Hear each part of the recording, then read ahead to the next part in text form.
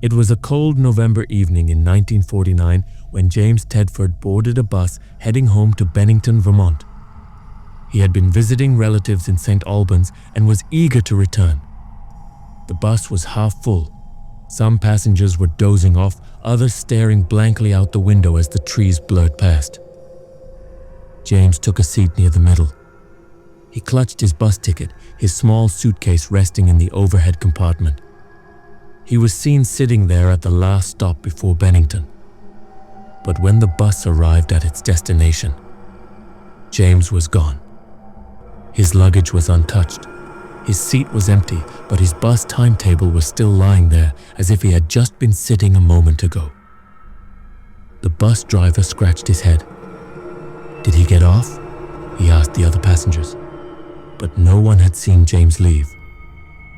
The bus hadn't made any unscheduled stops.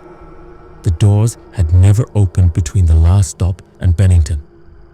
And yet, James was nowhere to be found. The police were baffled. They searched the entire bus route, checked the roadsides, questioned every passenger. No one saw him leave. No one saw him fall. It was as if he had disappeared into thin air. Between 1945 and 1950, 5 people vanished without a trace in the Bennington Triangle, a remote, forested area in Vermont. Hunters, hikers, even an experienced guide. Gone. No bodies, no clues. Just silence. One woman, Paula Weldon, was last seen walking down a wooded trail.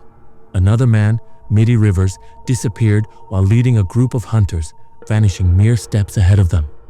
And now, James Tedford, disappearing from a moving bus. Was it a coincidence, or was something unnatural at play? Some believe the area is a gateway, a thin veil between worlds where people slip through, never to return. Others say a sinister force is lurking, watching, waiting. Did James Tedford step into another dimension? Was he pulled away by something unseen? The truth remains unknown. But one thing is certain. He was there one moment and gone the next. The case remains unsolved. James Tedford was never found.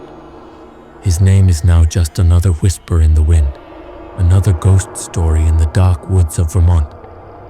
And if you ever find yourself traveling alone at night, keep an eye on the empty seats around you, because sometimes passengers disappear without a trace. What do you think happened to James Tedford? Was it foul play, a time slip, or something far worse? Let us know in the comments below. And if you enjoy stories of the unexplained, subscribe to Haunted Chronicles for more terrifying tales.